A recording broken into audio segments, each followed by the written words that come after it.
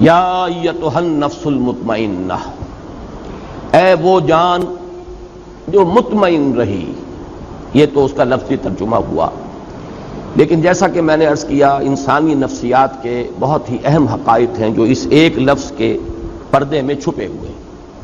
یہ وہ مضامین ہیں جو میں نے اپنے درس کے دوران مختلف مواقع پر بیان کیے ہیں، لیکن جیسے میں نے اس سال اپنے تنظیم اسلامی کے سالانہ اجتماع میں بھی اور انجمن کے محاضرات میں بھی کوشش کی کہ بعض جو بنیادی اور اہم مضامین ہیں ہمارے دین کے اور قرآن حکیم کے جو بنیادی تھیمز ہیں ان پر میں نے اپنی سوچ کو اپ ڈیٹ کیا، اور آخری جو نتائج ہیں آج کی تاریخ تک وہ میں نے گویا کہ کوشش کی کہ میں انہیں ایک ترتیب کے ساتھ بیان کر دوں. وہی بات میں کرنا چاہتا ہوں اس نفس مطمئنہ کے حوالے سے. نفسیات انسانی کے ضمن میں بعض حقائق جو پہلے وقتاً فوقتاً بیان ہوئے ہیں آج ذرا انہیں ترتیب کے ساتھ اگرچہ اختصار ملحوظ رہے گا. سب سے پہلے یہ نوٹ کیجئے کہ نفس کا لفظ قرآن مجید میں 3 معنی میں آیا ہے. ایک اس کے معنی ہے کوئی شخصیت، مکمل شخصیت، کسی کی ذات پوری کی پوری ذات. اب شخصیت انسان کی بھی ہے اور ایک شخصیت، ایک ذات اللہ تعالیٰ کی بھی ہے. لہذا یہ لفظ اگرچہ انسانی شخصیت کے لیے تو قرآن مجید میں بے شمار مرتبہ آیا ہے، لیکن میں صرف یہ نوٹ کرا لینا چاہتا ہوں کہ اللہ کے لیے بھی لفظ نفس آیا ہے. حالانکہ ایک اعتبار سے یہ لفظ جو ہے گھٹیا معنی میں استعمال ہوتا ہے، یعنی نفس امارہ، لیکن یہ ہے کہ اللہ تعالیٰ کی ذات کے لیے بھی یہ لفظ قرآن مجید میں 4 مقامات پر آیا ہے، کیونکہ اس سے مراد ہے ذات باری تعالیٰ، ایک پوری شخصیت جس کو اقبال نے اپنے لیکچرز میں کہا ہے دی انفائنائٹ ایگو، وہ جو ایک خودی ہے. انائے کبیر وہ ایک ذات ہے، وہ ایک شخصیت ہے. وہ صرف کوئی وجود مطلق نہیں ہے، وہ صرف کوئی روح کائنات نہیں ہے، وہ صرف کوئی بے جان مادہ نہیں ہے، بلکہ ایک شخصیت ہے، ایک ذات ہے، مکمل شخصیت، مکمل ذات، انائے کبیر، وہ جو انفائنائٹ ایگو ہے. چنانچہ یہ نوٹ کر لیجئے سورہ آل عمران کی آیات نمبر 28 اور نمبر 30 میں 2 مرتبہ یہ الفاظ آئے وَيُحَذِّرُكُمُ اللَّهُ نَفْسَهُ، اللہ ڈراتا ہے تمہیں اپنی ذات سے، یعنی اللہ کی ذات سے. اللہ تعالیٰ تمہیں ڈرا رہا ہے کہ اس سے ڈرو، مجھ سے ڈرو. یہاں پر اللہ کی ذات کے لیے 2 مرتبہ نفس کا لفظ آیا وَيُحَذِّرُكُمُ اللَّهُ نَفْسَهُ. اسی طریقے سے سورہ انعام میں بھی 2 جگہ پر، آیت نمبر 12 ہے اور آیت نمبر 54.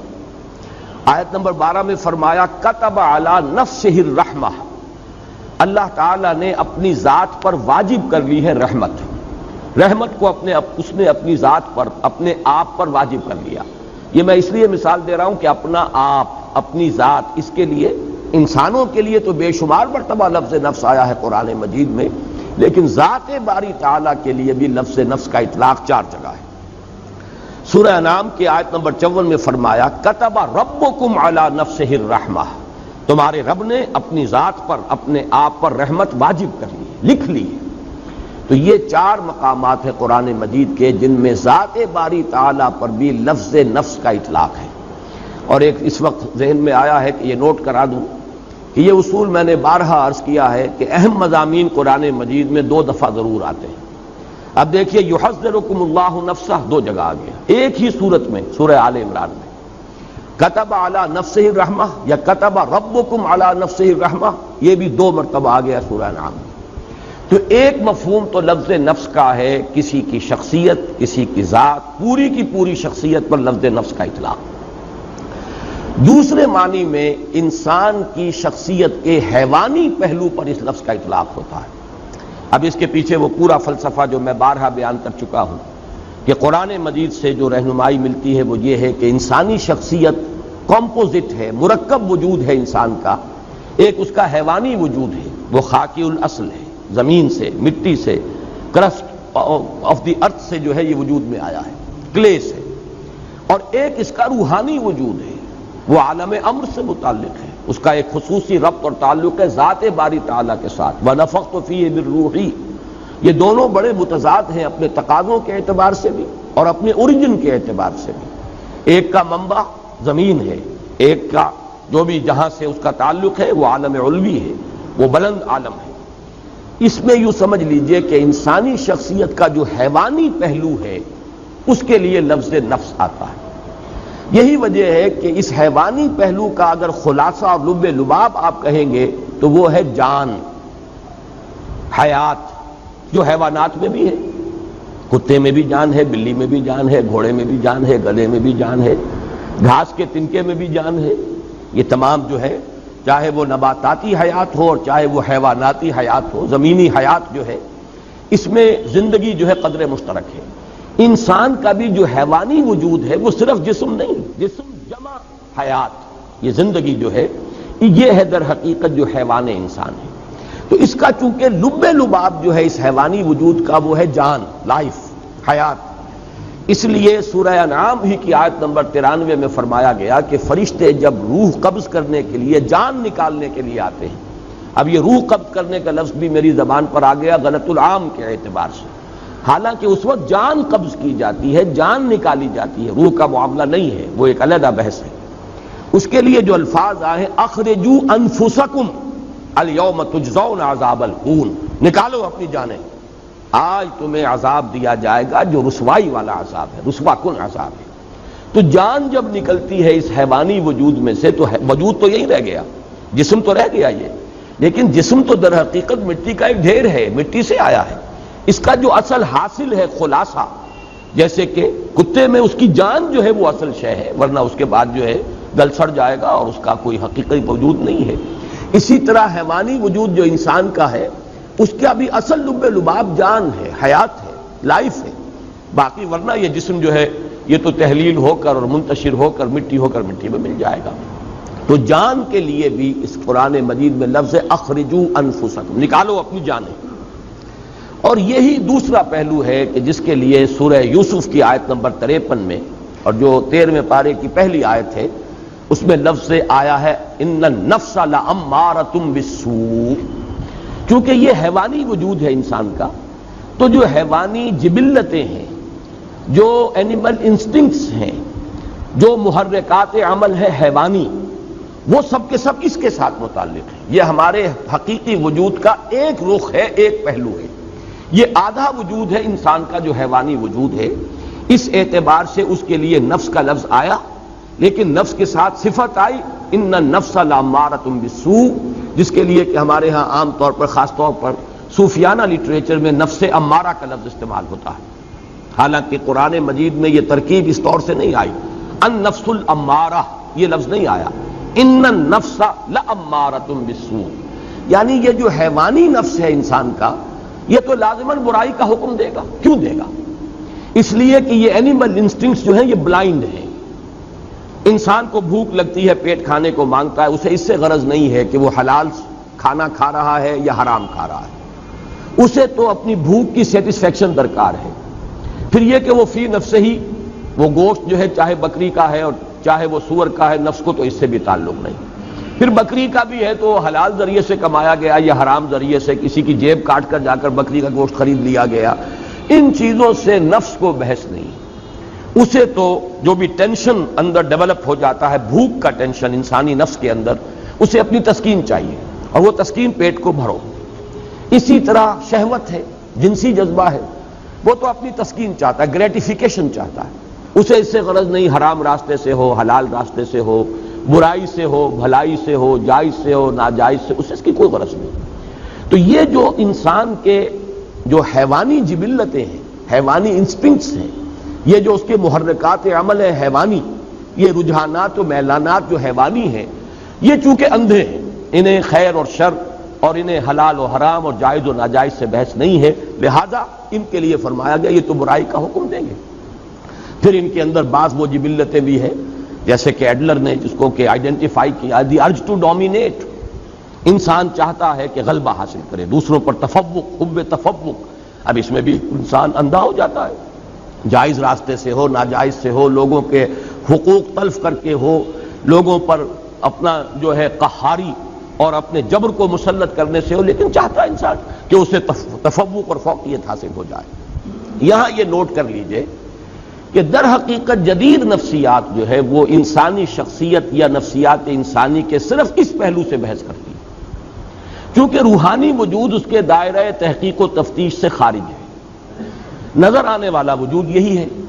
ایکسپیریمنٹ کا اگر موضوع بن سکتا ہے یہی وجود بن سکتا ہے. آج کل کی سائیکالوجی جو ہے وہ ایکسپیریمنٹل سائیکالوجی ہے، وہ اس کی اساس فزیولوجی پر ہے. علم عضویات جو ہے، انسان کے جو اعضاء ہیں ان کا وظائف الاعضاء، یہ اس کی بنیاد ہے، اور اس کے لیے سائنٹیفک اب تحقیقات ہوتی ہیں. نظریاتی پہلو اس میں بہت کم رہ گیا ہے، اصل جو ہے عضویاتی پہلو ہے اور سائنٹیفک اور حقائق کے پہلو. تو ظاہر بات ہے اس کا موضوع بنے گا انسان کا یہ حیوانی وجود. یہی ہے کہ جس کو آپ دیکھ سکتے ہیں، اس کی تحلیل کر سکتے ہیں، اس کا تجزیہ کر سکتے ہیں. تو یہ جو موضوع ہے جدید نفسیات کا، اس میں کوئی شک نہیں کہ ماننا پڑتا ہے کہ بہت سے ماہرین نفسیات جو ہیں، جدید نفسیات کے ماہر، انہوں نے واقعتاً بڑی گہرائی میں مشاہدہ کیا ہے.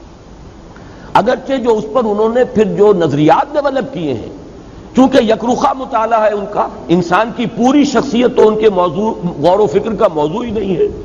انسان کا جو روحانی وجود ہے وہ ان کے دائرہ تحقیق و تجسس میں آتا ہی نہیں، لہذا وہ یک طرفی بات ہے. جیسے کہ دجال کے بارے میں، فتنہ دجالیت کے بارے میں کہا کہ وہ یک طرفہ ایک ترقی ہے انسان کی. مادی علم کی ترقی ہو رہی ہے، ٹیکنالوجی کی ترقی ہو رہی ہے، روحانیات و اخلاقیات جو ہیں وہ پستی میں چلے جا رہے ہیں. ایک آنکھ والا معاملہ ہے، وہ آنکھ خوب کھلی ہوئی ہے. چاہے وہ فرائیڈ ہو، چاہے وہ ایڈلر ہو، چاہے وہ میکڈوگل ہو، چاہے وہ ینگ ہو، چاہے وہ مارکس ہو، ان تمام مفکرین نے نفسیات انسانی کا جو جائزہ لیا ہے تو ایکویٹی آف آبزرویشن جس کو ہم کہیں گے، ایکویٹی آف ویژن، دیکھا بہت ہے، بہت ایکیوٹلی مشاہدہ کیا، اس میں کوئی شک نہیں. لیکن یہ کہ اس پر پھر جو نظریات انہوں نے بنائے ہیں میں ان کی تائید نہیں کر رہا، اس وقت جو تحسین کر رہا ہوں وہ صرف ان کے گہرے مشاہدے کی. لیکن یہ کہ یہ بات نوٹ کر لیجئے کہ ان کا یہ سارا مطالعہ انسان کی حیوانی نفسیات سے متعلق ہے. انسان کی اصل انسانی نفسیات جن کو ہم کہہ سکتے ہیں کہ وہ انسان کے روحانی وجود سے متعلق ہیں، اس کے ضمن میں وہ در حقیقت ان کی تحقیق اور جستجو کا میدان ہے ہی نہیں.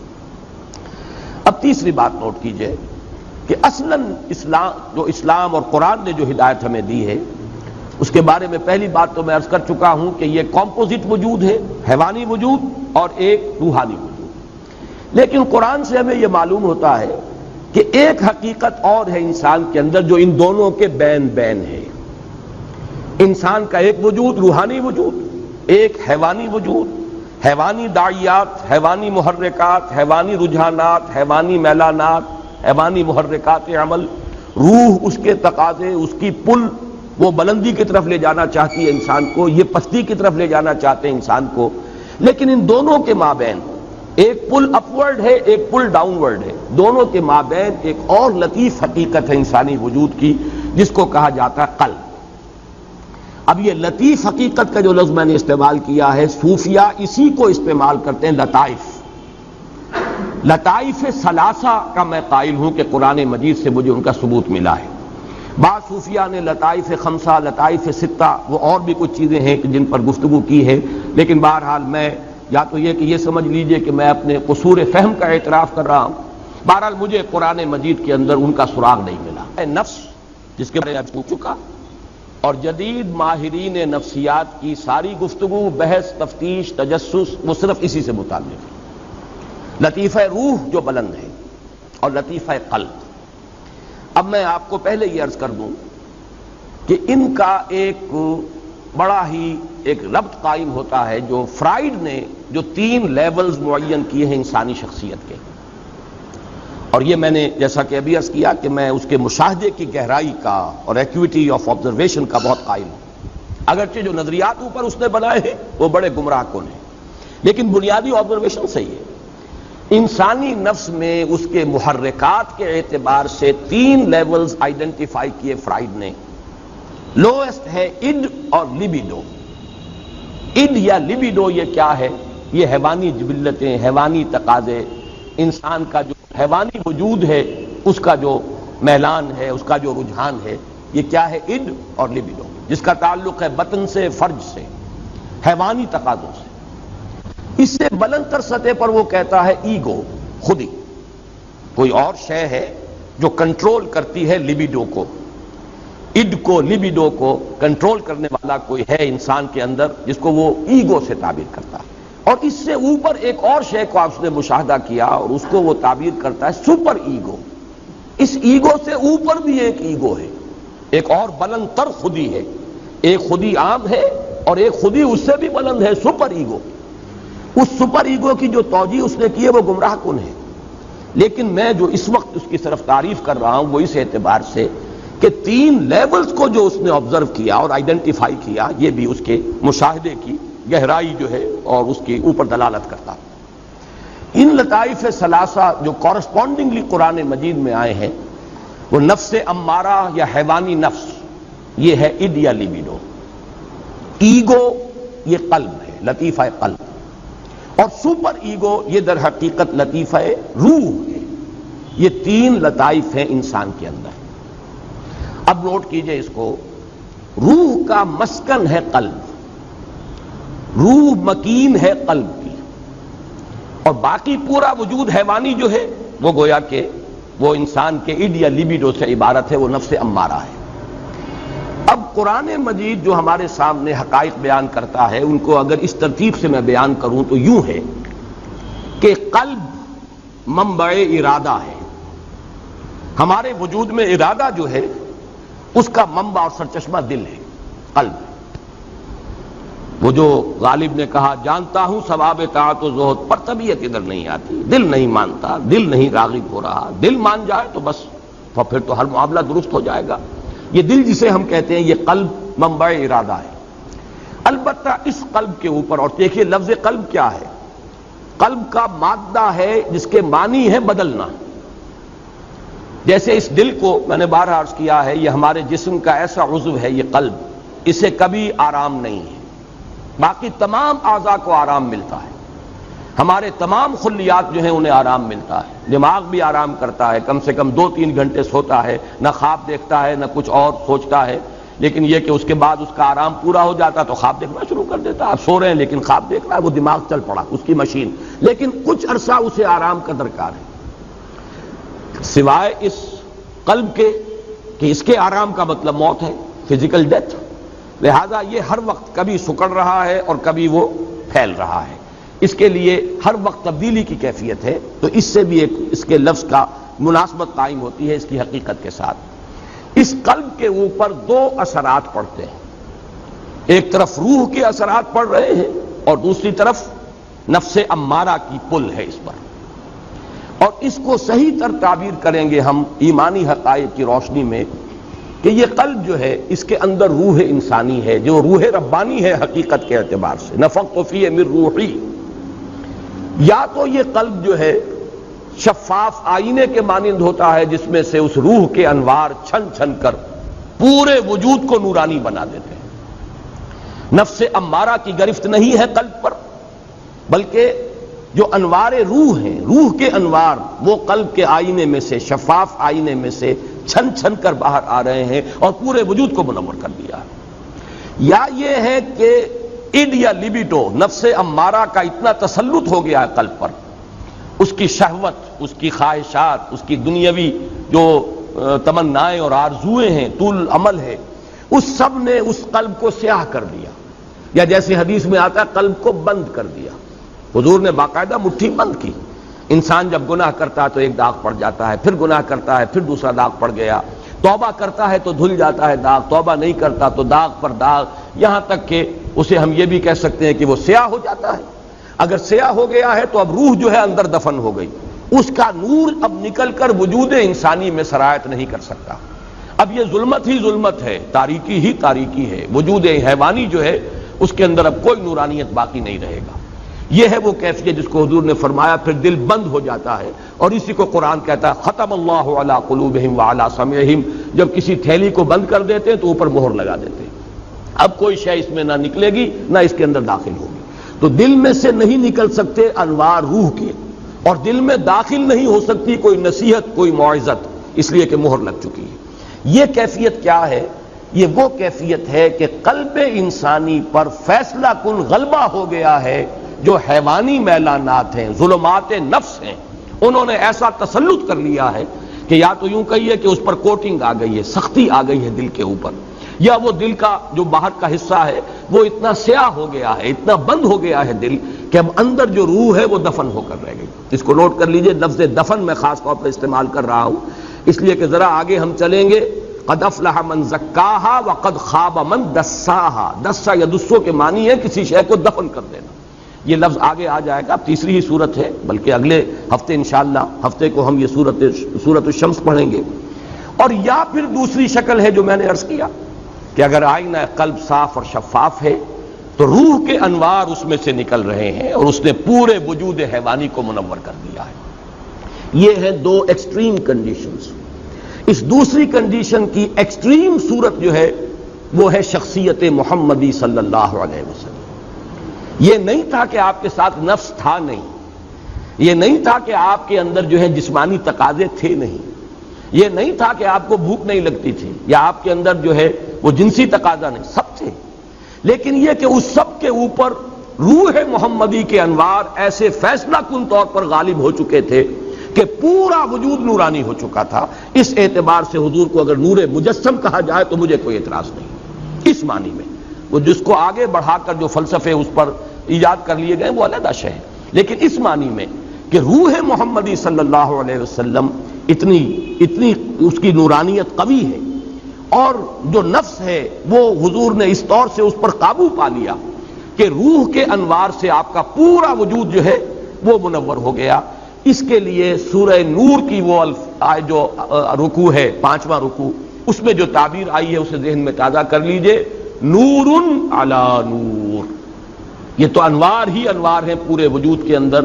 بتمام و کمال تو یہ ذات محمدی ہے صلی اللہ علیہ وسلم، لیکن یہ کہ اسی راستے پر چلنے والے اور بھی لوگ ہوں گے. نور کی انٹینسٹی تو وہ نہیں ہوگی جو نور محمدی کی ہے صلی اللہ علیہ وسلم، لیکن یہ کہ پورے وجود انسانی کا نورانی ہو جانا کم تر انٹینسٹی کے ساتھ یہ بالکل معقول بات ہے، سمجھ میں آنے والی بات ہے. اور دوسری جو ایکسٹریم کیفیت ہے اس کے لیے ظلمات بعضها فوق بعض، تاریکیوں پر تاریکیاں. نور جو ہے روح کا وہ تو دفن ہو چکا، اس کے اوپر تو قلب کے اوپر کرسٹ آ چکا، سختی آ چکی. ثم قست قلوبکم فہی کالحجارۃ او اشد قسوہ، پتھر سے زیادہ سخت ہو چکے. یا آئینہ قلب سیاہ ہو چکا، زنگ آ چکا. کلا بل ران علی قلوبہم ما کانوا یکسبون، یہ سورہ مطففین میں ہم پڑھائے ہیں. یا حضور نے جیسے فرمایا کہ دل بند ہو گیا، اب اس پر مہر کر دی گئی. یہ ہے ظلمات بعضها فوق بعض. البتہ ایک تیسری کیفیت ہے بین بین. یہ قلب جو ہے کبھی ادھر کبھی ادھر. آپ یوں سمجھیے کہ 90% انسان اسی کیفیت میں ہوں گے. وہ لوگ کہ جن پر اس طریقے سے حیوانیت کا غلبہ ہو چکا ہو کہ کوئی خیر کا وجود ہی نہ رہے، یہ بھی ایکسٹریم لوگ کم ہوتے ہیں. کوئی نہ کوئی جھوٹی نیکی، ملمے کی نیکی، دکھاوے کی نیکی، ڈاکوؤں کے ہاں، جیب کتروں کے ہاں، بستہ الف اور بستہ بے کے بدماشوں کے ہاں، رنڈیوں کے ہاں، یعنی آبرو باختہ عورتوں کے ہاں ہوتی ہے کوئی نہ کوئی. محرم آیا تو کالے کپڑے پہن کر اور وہ سبیلیں لگائیں گی اور آئیں گی اور تازیوں میں کچھ نہ کچھ ہے. اپنے نفس کو دھوکہ دینے کے لیے کوئی نہ کوئی خیر جو ہے اس کا انسان اہتمام کرتا ہے. اسی کا ذکر آ رہا ہے سورہ بلد میں. اہلکت مالا لبدا، میں نے تو بڑا مال لگا دیا، خرچ کر دیا.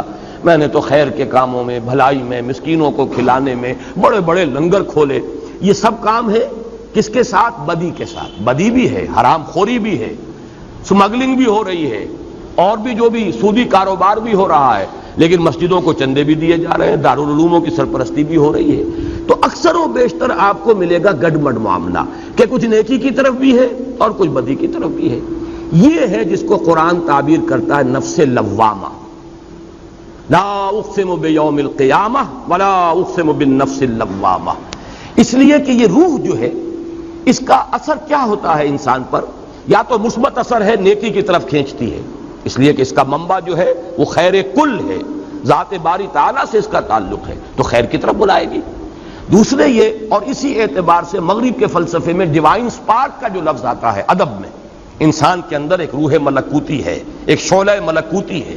حیوانات سے ممتاز ہو جاتا ہے انسان اس اعتبار سے کہ انسان کے اندر ایک شعلہ ملکوتی موجود ہے، ڈیوائن سپارک موجود ہے. حیوان کوئی ایسا نہیں ہوگا، کوئی کتا اپنی ہڈی پر دوسرے کتے کو بس پڑتے نہیں آنے دے گا. لیکن انسان ہو سکتا ہے کہ ایک روٹی اس کے پاس ہو اور کوئی اور بھوکا آئے تو وہ آدھی اس کو دے دے یا چوتھائی دے دے، کچھ نہ کچھ دے دے. معلوم ہوا کہ انسان حیوان سے ممیز ہے، انسان کے اندر کوئی اور شے ہے، حیوانی جبلتوں اور حیوانی تقاضوں سے بلندتر کوئی حقیقت انسان کی ہے، جس کو کہ مغرب کے ادیبوں نے بھی مانا اور اسے کہا ہے کہ وہ ڈیوائن سپارک ہے. بہرحال نفس، یہ جو روح ہے انسان کے اندر، اس کا مثبت تقاضا کیا ہے؟ خیر کی طرف دعوت، اور منفی اس کا مظہر کیا ہے؟ جب انسان کسی برے کام کا ارتکاب کرتا ہے تو ملامت، اسی کو آپ کہتے ہیں کانشنس، اسی کو آپ کہتے ہیں ضمیر، اسی کو قرآن نے کہا ہے نفس لوامہ، لا اقسم بیوم القیامہ ولا اقسم بالنفس اللوامہ، یہ نفس لوامہ ہے۔ تو گویا کہ یہ جو ہماری صوفیانہ اصطلاحات ہیں، نفس امارہ، نفس امارہ سے مراد ہمارا حیوانی وجود جو بلائنڈ ہے، اسے خیر شر سے، حلال حرام سے، جائز ناجائز سے کوئی بحث نہیں۔ اگر یہ غالب آ گیا تو ظلمات بعضها فوق بعض، کوئی ملمے کی نیکی بھی نظر نہیں آئے گی، جھوٹ موٹ کی بھی کوئی روشنی نظر نہیں آئے گی۔ اور دوسرا کیا ہے؟ اگر انسان کچھ خیر کی طرف بھی چلتا ہے اپنی روح کے تقاضے کے تحت، اور اگر کوئی برا کام کرتا ہے، نفس کا غلبہ ہو گیا، شہوات کا غلبہ ہو گیا، خواہشات کا غلبہ ہو گیا، بری حرکت سرزد ہو گئی، تو پھر اندر سے وہ روح جو ہے ملامت کرتی ہے، وہ ضمیر جو ہے، مائی کانشنس از بائٹنگ می، میرا ضمیر مجھے ملامت کر رہا، یہ نفس لوامہ ہے۔ اس کو تعبیر کرتے ہیں یہ نفس کی اس سے ایک بہتر اور اعلیٰ تر شکل ہے۔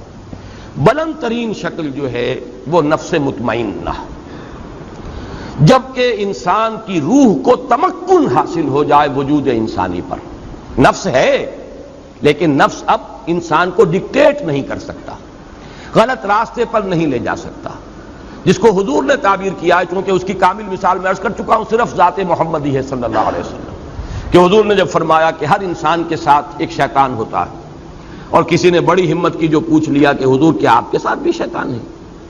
آپ نے فرمایا ہاں ہے، لیکن میں نے اسے مسلمان کر لیا، یعنی وہ شیطان بھی ہے، وہ نفس بھی ہے، لیکن میں نے اسے مسلمان کر لیا، میرا اس کے اوپر کنٹرول ہے، میں قابو یافتہ ہوں، اور جب قابو یافتہ ہوں تو میری روح جو ہے اس کے انوار میرے پورے وجود کو منور کیے ہوئے ہیں۔ یہ ہے وہ کیفیت جس کو نفس مطمئنہ۔ یہاں اب میں چاہتا ہوں کہ اس کے ساتھ دوسرا لفظ اب ایڈ کریں، مطمئنہ سے مراد کیا ہے؟ یا ایتھا النفس المطمئنہ۔ ابھی تک میں نے عرض کیا ہے کہ نفس کا لفظ مکمل شخصیت کی توجیہ کے لیے بھی آتا ہے، تعبیر کے لیے، نفس ہمارے صرف حیوانی وجود کے تقاضے کے لیے بھی آتا ہے، جس کا خلاصہ اور لب لباب ہے ہماری جان، اور اسی معنی میں وہ نفس امارہ کا لفظ استعمال ہوتا ہے۔ پھر نفس بحیثیت کل جب آئے گا تو نفس مطمئنہ، یہ پوری انسانی شخصیت کی وہ کیفیت کہ جس میں انسان کا لطیفہ روح جو ہے اس درجے غالب آ چکا ہے پورے وجود پر کہ وہ لطیفہ نفس جو ہے وہ ہوتے ہوئے بھی غیر مؤثر ہو گیا، اور تمکن حاصل ہو گیا اس کے پورے وجود پر، حکمرانی اور تسلط جو ہے وہ ہو گیا ہے اس کے روحانی وجود کا۔ اب مطمئنہ کسے کہتے ہیں؟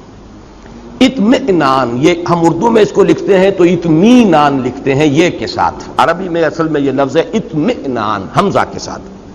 هو الاستقرار والثبات، کسی چیز پر جم جانا، یہ ہے در حقیقت اطمینان کا اصل مطلب۔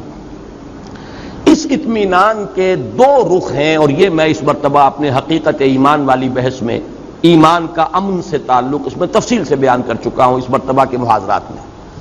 انسان کو دو قسم کے اطمینان درکار ہیں، ایک ذہنی اطمینان، اور اس کو ہم ذہنی سکون سے بھی تعبیر کرتے ہیں، ایک قلبی اطمینان یا قلبی سکون، اسے اطمینان کہیں، سکون کہیں، امن کہیں، تینوں الفاظ یہاں ہم معنی ہو جائیں گے۔ ذہنی اطمینان، قلبی اطمینان، ذہنی سکون، قلبی سکون، ذہنی امن اور قلبی امن۔ ذہنی امن کیا ہے؟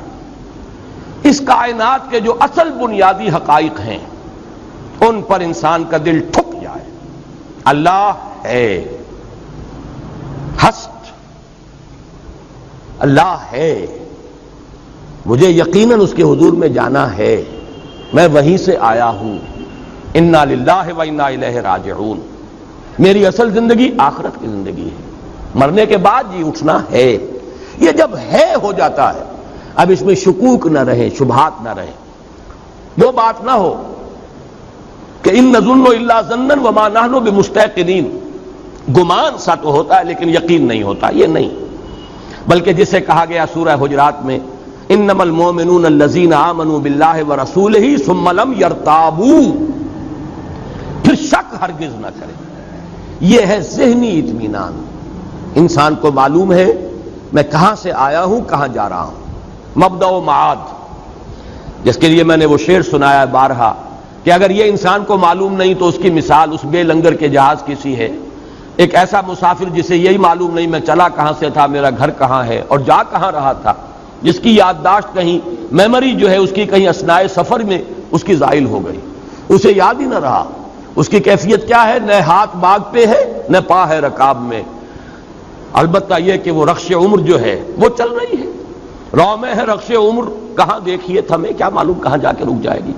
یا جس کی بہتر تعبیر یہ ہے کہ نہ ابتدا کی خبر ہے نہ انتہا معلوم، رہا یہ وہم کہ ہم ہیں تو یہ بھی کیا معلوم. یہ اسکیپٹسزم ہے، ایگنوسٹسزم ہے، لا ادریت ہے، ارتیابیت ہے، اس شکوک ہے، شبہات ہیں، کسی شے پر یقین نہیں. یہ ذہنی خلجان ہے انسان کا. اور قلبی اطمینان کیا ہے؟ قرآن مجید کی اصطلاح میں اس کا نام ہے زوال خوف و حزن. نہ خوف رہے نہ حزن رہے. کچھ نہیں ہوگا جب تک کہ اللہ کا اذن نہ ہو. وہ میرا مولا ہے، ہوا مولانا، تو کس بات کا خوف؟ جو ہوگا خیر ہوگا، اس لیے کہ بیدک الخیر، اللہ کے ہاتھ میں خیر ہی خیر ہے. تو ڈر کس کا؟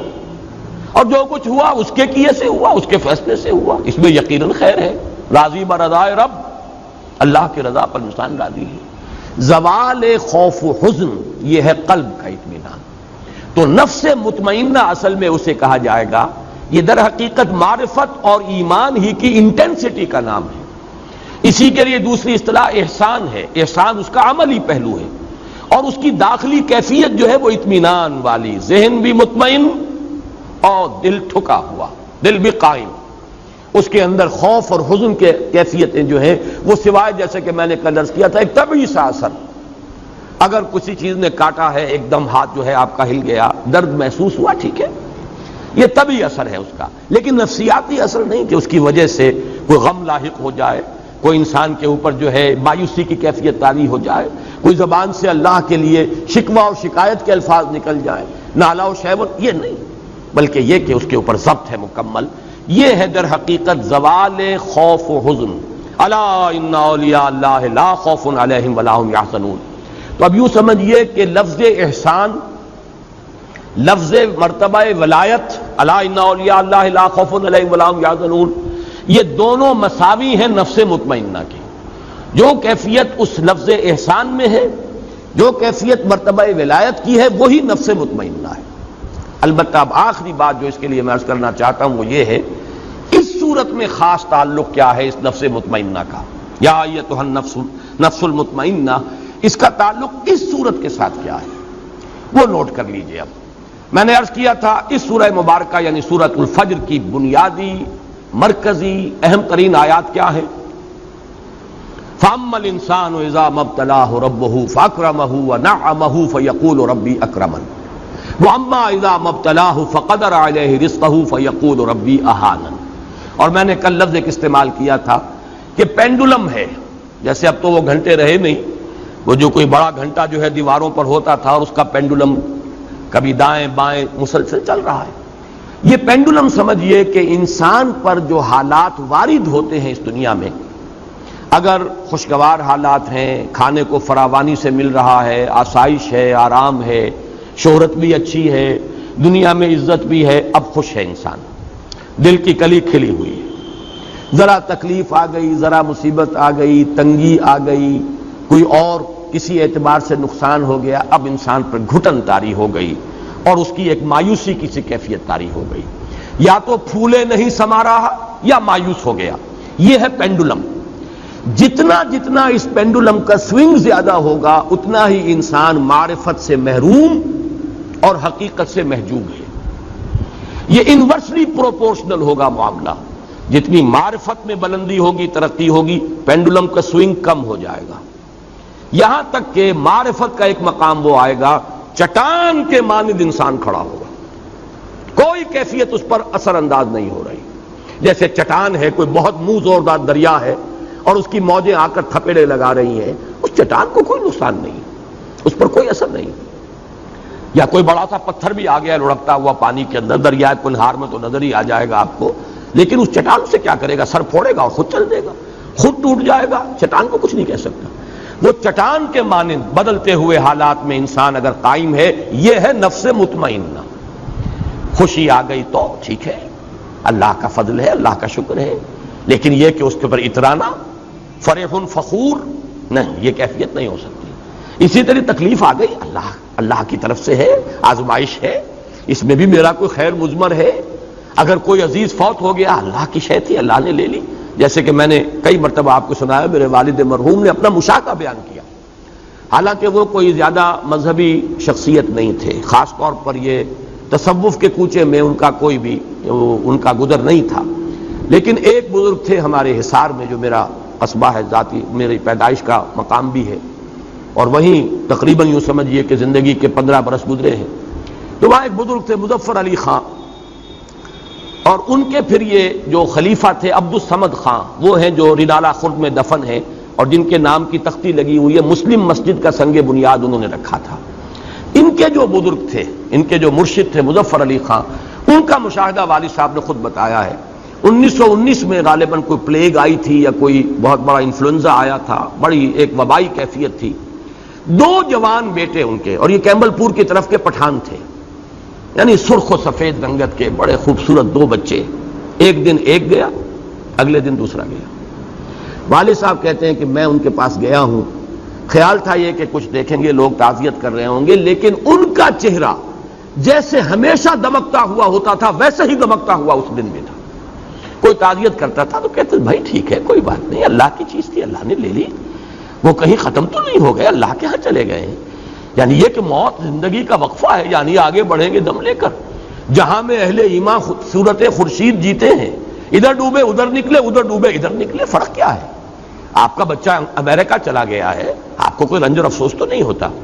اسی طریقے سے اگر بچہ فوت ہو جائے تو وہ کہیں ختم تو نہیں ہو گیا، وہ چلا گیا، ایک دوسرے عالم میں منتقل ہو گیا۔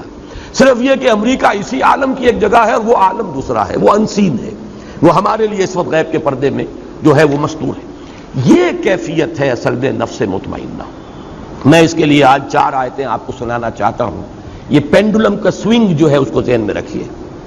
سورہ بنی اسرائیل کی آیت نمبر 83، وَإِذَا أَنْعَمْنَا عَلَى الْإِنسَانِ أَعْرَضَ وَنَأَىٰ بِجَانِبِهِ، جب ہم اس انسان پر نعمتوں کی بارش کرتے ہیں تو اعراض کرتا ہے، ہمیں بھول جاتا ہے، پہلوت ہی کر جاتا ہے۔ وَإِذَا مَسَّهُ الشَّرُّ كَانَ يَئُوسًا، اور جب کوئی تکلیف آتی ہے بالکل مایوس ہو کر، چرمر ہو کر رہ جاتا ہے کہ اب کوئی اس کی زندگی میں نہ کوئی عزم ہے، نہ ارادہ ہے، کمر ہمت ٹوٹ گئی۔ یہ ہے وہ جو میں جس کو کہہ رہا ہوں پینڈولم کا سوئنگ۔ اسی طرح سورہ شورى میں فرمایا وَإِذَا أَذَقْنَا الْإِنسَانَ مِنَّا رَحْمَةً فَرِحَ بِهَا، جب ہم انسان کو اپنے پاس سے رحمت کا مزہ چکھاتے ہیں تو فرح فخور اتراتا ہے، پھولے نہیں سماتا۔ وَإِن تُصِبْهُمْ سَيِّئَةٌ فَإِنَّ الْإِنسَانَ كَفُورٌ، اور اگر کوئی برائی ان پر آ جاتی ہے تو پھر انسان ناشکرا، بھول جاتا ہے کہ ہم نے کبھی اس پر احسان بھی کیا تھا، کوئی نعمت بھی اسے دی تھی، بھول گیا اور بالکل ناشکرا ہو گیا۔ اسی طرح سورہ ہود میں فرمایا وَلَئِنْ أَذَقْنَا الْإِنسَانَ مِنَّا رَحْمَةً ثُمَّ نَزَعْنَاهَا مِنْهُ إِنَّهُ لَيَئُوسٌ كَفُورٌ، اگر ہم انسان کو اپنی طرف سے رحمت کا مزہ چکھاتے ہیں پھر سلب کر لیتے ہیں اس سے، وہ نعمت چھین لی، پھر وہ بالکل مایوس اور ناشکرا ہو کر رہ جاتا ہے۔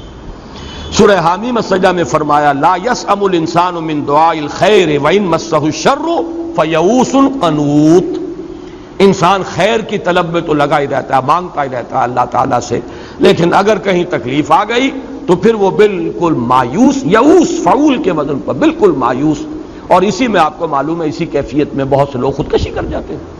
یئوس کفور اور یئوس قنوط، بالکل نا امید، اللہ تعالیٰ کی رحمت سے بالکل آس توڑ دینے والا۔ یہ ہے اصل میں وہ پینڈولم کا سوئنگ۔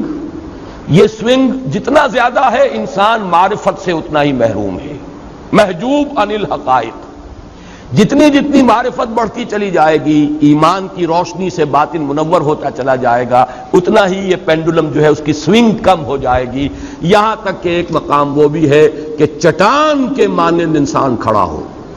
اگرچہ ہے تو وہ ایک گانا اور فلمی گانا، لیکن یہ کہ لا محالہ میرے ذہن میں وہ آ جایا کرتا ہے، اس لیے کہ غالباً وہ فلمی گانا نہیں ہے۔ ویسے یہ کہ پنکج ملک نے بھی گایا تھا اس کو، اور مجھے وہ بہت پسند ہے۔ اب تو اگرچہ سال بیت گئے، کبھی سننے کا موقع نہیں ہوا، لیکن سیگل کی آواز میں بھی سردی گرمی نرمی سختی ایک سانچے میں ڈھال، جگ میں چلے پون کی چال۔ ایسے ہوا چلتی ہے، انسان دنیا میں ایسے رہے، ہوا متاثر نہیں ہوتی۔ سردی گرمی نرمی سختی، کبھی نرمی آ گئی کبھی سختی آ گئی، کبھی گرمی آ گئی کبھی سردی آ گئی، لیکن متاثر نہ ہو انسان۔ بازار سے گزرا ہوں خریدار نہیں، ایسے گزر جاؤ۔ یہی بات ہے جس کو مختلف پیرایوں میں کہا گیا ہے، کافر کی یہ پہچان کے آفاق میں گم ہے، اور مومن کی یہ پہچان کے گم اس میں ہے آفاق۔ ہوا جو ہے وہ اوپر ہی اوپر چل رہی ہے، وہ بدلتے ہوئے حالات سے زیادہ متاثر نہیں ہوتی، لیکن زیادہ صحیح لفظ اس کے لیے چٹان ہے۔ چٹان کے مانند انسان کا اندرونی شخصیت کھڑی ہوئی ہو، متاثر نہ ہو بدلتے ہوئے حالات سے۔ یہ ہے یا ایتھا النفس المطمئنہ، اس کے لیے وہ نوید ہے، اس کے لیے خوش آمدید تہنیت۔ ارجعی الی ربک راضیۃ مرضیہ، یہ الفاظ بارہا آئے ہیں۔ رضی اللہ عنہم ورضوا عنہ، اللہ ان سے راضی وہ اس سے راضی۔ دنیا میں بھی راضی برضائے رب تھے، اور آخرت میں بھی اللہ تعالیٰ انہیں راضی کر دے گا۔ وَلَسَوْفَ يُعْطِيكَ رَبُّكَ فَتَرْضَىٰ وَلَسَوْفَ يَرْضَىٰ، سورۃ اللیل ختم ہوگی اس پر، وَلَسَوْفَ يَرْضَىٰ، اور سورۃ الضحیٰ میں آئے گا وَلَسَوْفَ يُعْطِيكَ رَبُّكَ فَتَرْضَىٰ۔ بندے سے اللہ راضی اور بندہ اپنے رب سے راضی۔ اس دنیا میں راضی برضائے رب، بروں کشید ز پیچا کے ہست و بود مرا، چہ اقدہا کے مقام رضا کشود مرا۔ دنیا میں اللہ کی رضا پر راضی رہو گے، اللہ وہاں تمہیں راضی کر دے گا۔ یہ یا ایتھا النفس المطمئنہ ارجعی الی ربک راضیۃ مرضیہ فادخلی فی عبادی، اب داخل ہو جا میرے خاص بندوں میں، میرے مقربین بارگاہ میں، ان کے زمرے میں۔ صدیقین کا جو مقام ہے، جیسے کہ فرمایا گیا جو اللہ اور اس کے رسول کی اطاعت کو اپنے اوپر لازم کر لے، فَأُولَٰئِكَ مَعَ الَّذِينَ أَنْعَمَ اللَّهُ عَلَيْهِم مِّنَ النَّبِيِّينَ وَالصِّدِّيقِينَ وَالشُّهَدَاءِ وَالصَّالِحِينَ وَحَسُنَ أُولَٰئِكَ رَفِيقًا۔ آؤ اب تم شامل ہو جاؤ میرے ان بندوں میں، میرے جو خاص مقربین بارگاہ ہیں۔ وَادْخُلِي جَنَّتِي، اور داخل ہو جاؤ میری جنت میں۔ یہاں لفظ جنتی جو ہے یہ میرے نزدیک اس بلند ترین جنت کی تعبیر کے لیے لفظ آیا ہے، میری جنت۔ میں نے جیسا کہ کل عرض کیا تھا، اور اس کے لیے بھی آج میں حوالہ دینا چاہتا ہوں، اس لیے کہ ذہن میں آیا کہ وہ حوالہ بھی اس وقت نوٹ کرا دوں۔ جنت کے بارے میں قرآن مجید میں سورہ حدید میں تو فرمایا گیا اس جنت کا پھیلاؤ آسمان اور زمین جتنا ہے۔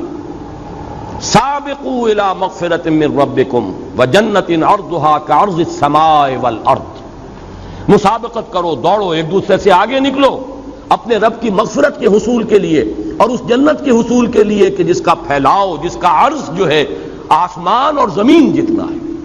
یہاں پھر نوٹ کیجئے وہ اصول کے اہم مضامین قرآن مجید میں 2 دفعہ ضرور آتے ہیں۔ یہی آیت ہے صرف ایک لفظ، 2 الفاظ کے فرق کے ساتھ۔ سارعوا، سابقو کے بجائے سارعوا، مسارعت بھی یہی ہے، دوڑ میں ایک دوسرے سے آگے نکلنا۔ سارعوا الی مغفرۃ من ربکم وجنۃ عرضھا السماوات والارض، آسمانوں اور زمین جتنا پھیلاؤ ہے جنت کا۔ فرق کیا ہے؟ وہاں ایک آسمان کی بات کی ہے، یہاں آسمانوں کی بات کی ہے، تمام آسمانوں تک پھیلاؤ ہے جنت کا۔ اس سے میرے اس مضمون کی تائید ہوتی ہے جو میں نے کل عرض کیا تھا کہ وہ جنت زمین سے اور اس مقام تک سدرۃ المنتہا تک اس کے مراتب ہیں۔ زمینی جنت عرضھا السماوات والارض، زمین اور آسمان، اور آسمانوں میں 7ویں آسمان پر ہے وہ سدرۃ المنتہا، جس کے بارے میں فرمایا گیا اندہا جنت الماوا، وہ جنت الماوا اس کے قریب ہے، اس کے پاس ہے۔ تو یہ جنت کے مختلف مدارج اور ہیں، درجات ہیں کہ جو زمین سے لے کر اور وہ سدرۃ المنتہا تک پھیلے ہوئے ہیں۔ تو سارعوا الی مغفرۃ من ربکم وجنۃ عرضھا السماوات والارض، ایک دوسرے سے آگے نکلو، دوڑو، ایک دوسرے سے مسابقت کرو، مسارعت کرو اپنے رب کی مغفرت کے حصول کے لیے اور اس جنت میں داخلے کے لیے جس کا پھیلاؤ زمین سے آسمانوں تک ہے، جس کا عرض ہے آسمانوں اور زمین کو محیط۔ اللہم ربنا اجعلنا منہم، اللہ تعالی ہمیں ان میں داخل فرمائے۔ اللہم انا نسألک الجنہ ونعوذ بک من النار، آمین یا رب العالمین۔